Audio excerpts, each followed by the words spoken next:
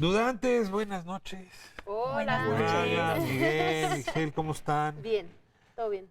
Oigan, pues yo ando preocupado por la devaluación de la imagen de México que nos está llevando ya a terrenos muy fangosos. No me voy a meter ya, hoy es miércoles, hemos, digamos, vivido con bastante duelo lo que ocurrió el sábado. Durísimo. Sí, no. Pero no puedo negar que la imagen del país anda muy deteriorada y la verdad es que sí hay voces muy fuertes. Trump, por ejemplo, hablando pestes de nosotros.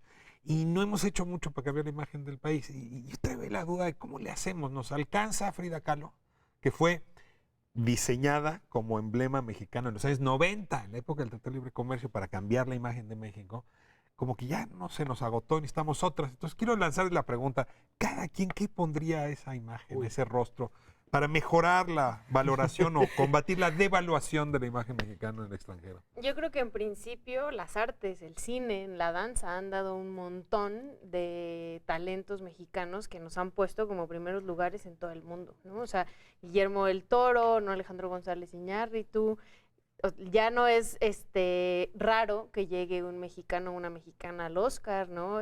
Las propias actrices mexicanas han estado nominadas al Oscar. También tenemos uno de los mejores bailarines, una de las mejores bailarinas en el mundo, ¿no? Entonces creo que sí hay mucho más que se puede explotar que Frida Kahlo. No es que yo eche en saco roto lo que hizo Frida Kahlo, pero creo que ya podemos empezar a caminar en otros terrenos. No, por favor. Adelante. Caballero, gracias. Sí, no, y aparte esta imagen de la diversidad que hay en México, porque México es mucho, o sea, hay muchos Méxicos, ¿no? O sea, hablar del México del Golfo, los jarochos, luego el norte. Sobre todo los jarochos. El puerto ahora resulta que acá en donde hace frío también son jarochos. No, hablo del puerto en específico. Pero también los chicos de los Panamericanos, ahorita la delegación mexicana en los Juegos Panamericanos lo está haciendo súper bien, las chicas de gimnasia artística, los clavadistas, o sea, hay muchos rostros que se pueden poner por delante. El cine, como decía Ishel, ya parece que se está haciendo una tradición de que cada año los mexicanos estén nominados a los Óscares, como que estén en esos circuitos. Yo creo que hay un México elite que efectivamente es competitivo a nivel mundial en las artes, ¿no? Ya no enumero todo lo que dijeron, pero le pueden añadir la literatura, en donde también es altamente reconocido. En la alta cocina, hay un México altamente reconocido, ¿no? O sea, los mejores restaurantes del mundo y ahí están los mexicanos.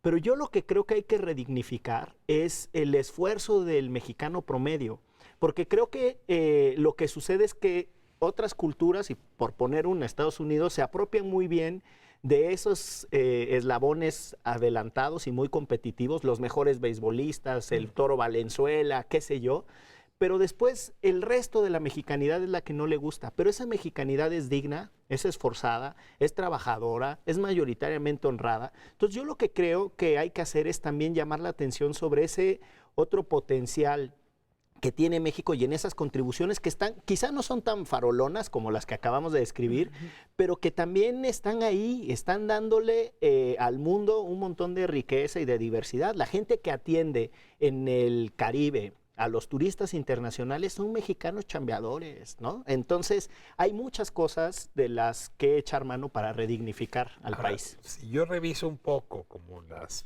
pantallas donde se proyecta la imagen mexicana, pues pantallas no están reflejando esto que ustedes plantean. Es decir, si agarro, no sé, las plataformas, Netflix, pues están los Narcos 1, Narco 2, Narco 3, El Chapo, ¿no?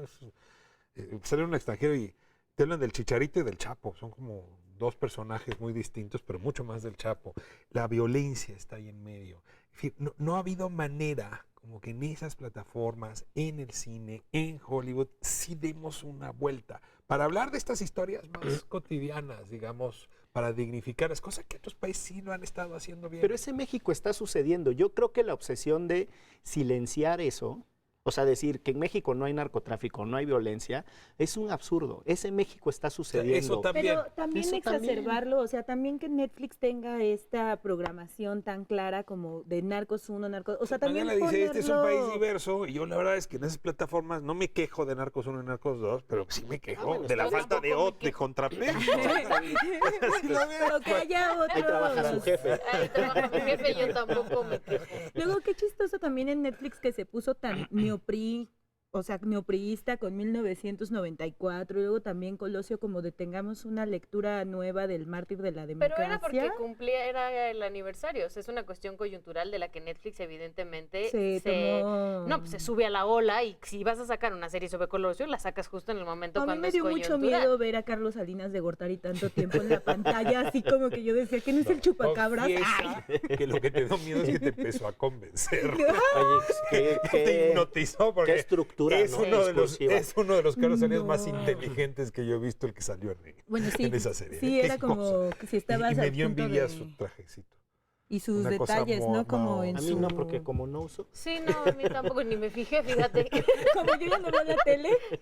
Exactamente. No, o sea, yo sí creo, y siempre lo he dicho en todos los espacios, que somos más las y los mexicanos chingones, trabajadores, como bien dices, honestos, Logrones, ¿no? dice una amiga mía. Sí, y es verdad, o sea, muchos otros países, las crisis que hemos vivido en México derrumban a países completos, y aquí siempre hay una luz de esperanza al final del camino, porque siempre hay gente que está tratando de darle la vuelta y de buscar la oportunidad y de crecer. Ahora, se hizo el consejo de promoción cultural, en fin. Se antoja algo como más choncho, más grande. Es decir, los médicos que tenemos en Clínica pues sí. Mayo, ¿no? Estos restauranteros, estos cocineros que están... Es decir, haría falta una convocatoria más grande para diseminar esfuerzos. Pues, y yo casi diría, y un gobierno que lidere de alguna forma ese llamado.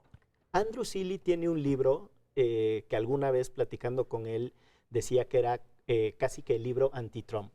Y es un libro que documenta la profundidad de las relaciones México-Estados Unidos en términos comerciales. Eso está altamente documentado, quizás ese no es su valor añadido, pero creo que hay otras cosas que Seeley pone muy bien sobre la mesa, y es cómo los gringos se benefician de muchas cosas de México, no solo porque hay 1 millón de personas viviendo en México, 1 millón de estadounidenses viviendo en México, aquí haciendo economía y pasándola a gusto.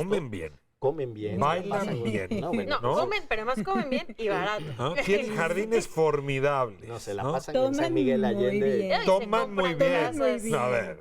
¿No? Se compran casas mucho más Tendrían baratas. que vivir agradecidos con nosotros. Ese Qué es el malditos punto. ingratos, pues. Y después la gran contribución que tienen mexicanos promedio a que muchas ciudades pequeñas funcionen extraordinariamente. Profesores de high school, es como, hay una contribución de la comunidad mexicana en el extranjero y hay una integración de nuestras culturas, solo para hablar de Estados Unidos. Entonces, yo lo que creo es que necesitamos darle también nosotros balance a que México no es solo, y entonces irnos como los casos de excepción.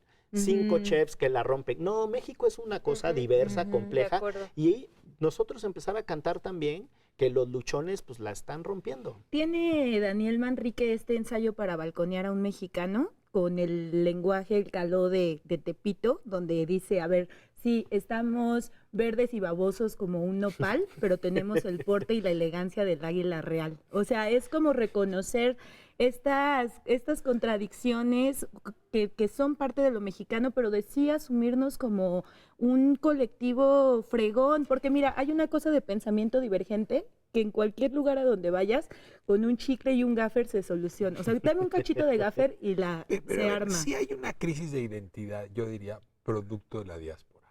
Es decir, no somos capaces de aceptar que ya parte de nuestra identidad es lo que nuestros hermanos que se fueron 1, 2 o 3 generaciones nos están trayendo, y cada vez tenemos que aclarar, regreso a lo del sábado, ¿no?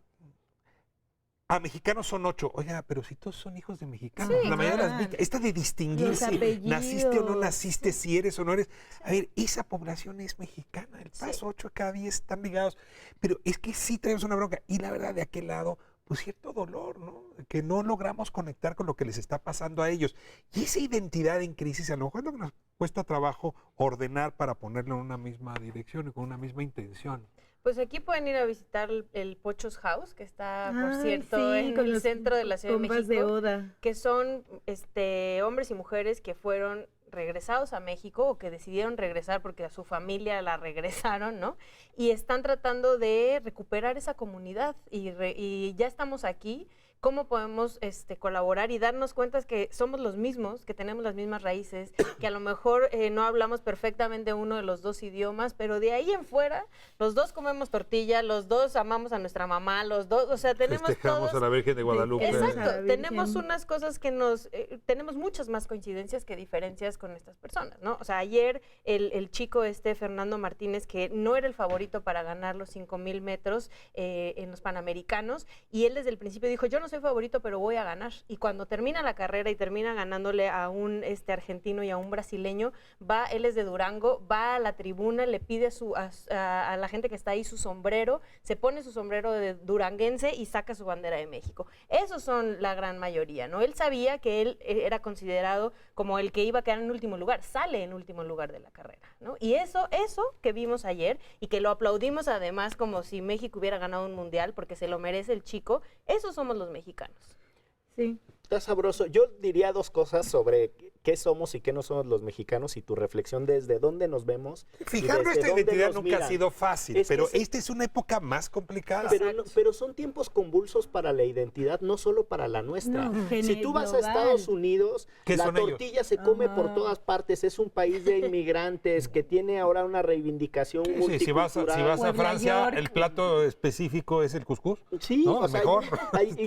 y tú vas por Centroamérica y es una mezcla entre anuncios de Estados Unidos con muchas cosas mexicanas, son El fragmentos fútbol, de las México novelas. retratados ahí. Entonces son tiempos, insisto, muy reburujados, dirían en Chihuahua, para las identidades. Ahora, creo que en esa complejidad, el simplismo de decir los mexicanos son perengana y sutana cosa, es parte de contra lo que tenemos que pelear. Pero ciertamente tenemos un problema de imagen. Eso sí. Y yo no quiero discutir cuál es la identidad del mexicano, sino qué partes de esa identidad nos podrían proteger a esta gran comunidad pues de los ataques y de la devaluación. Es que sí hay, a ver, regreso a 1991, la imagen no está fortachona. o sea, regresando a Salinas de Gortari, perdóname, pero en efecto estábamos negociando nuestra identidad con Estados Unidos, estábamos negociando el Tratado de Libre Comercio y se discutió si Nahui Olin o Frida Kahlo debía ser el emblema de lo mexicano. Se diseñó desde el gobierno. A ver, Frida Kahlo no era mundialmente conocida antes de 91. Quien tenga esa duda le cobro el impuesto de ingenuidad. Claro, ya se nos agotó, ¿no?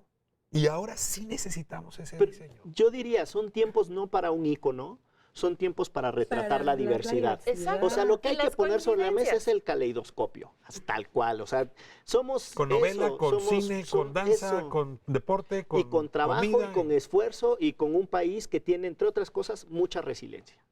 Sí. Bueno, pues nos vamos. Yo vengo, pongo sobre la mesa un ejemplo. Recorro Reforma con frecuencia. Y siempre estoy viendo, pues qué bonito está, ¿no? La verdad es que siempre están limpias las plantas, vienen las marchas, acaban con las plantas, las vuelven a poner y tienes la duranta, Parejitas. ¿no? La jardinería No, y es además en jardinera. diciembre son Ah, las unas. noches. Y luego ahora vienen, ¿no? Día Las de amarillas. Muertos son Bueno, otras. ¿quiénes son las personas que hacen eso? ¿Cuántas personas? A ver, den un número, ¿creen? Que se encargan de mantener ¿De esa todo jardín? Reforma? A ver, les voy a poner un tramo de la Torre de Vancouver a Insurgentes, que es un tramo largo. Ahí está la Palma, ahí está el Ángel. ¿Unas Pues no 50? sé. 8 El personas. escuácale. 2 mujeres, ¿no? 6 varones, todos encargados de 8 de la mañana. Aplausos y En fin, gratitud. son los héroes estos que... Estos, de los Eso, héroes, ¿no? Eso es son- México. México. Donald Trump, this is Mexico too. Con los jardineros que recogen nuestras pelotas cuando bateamos bien y mal también.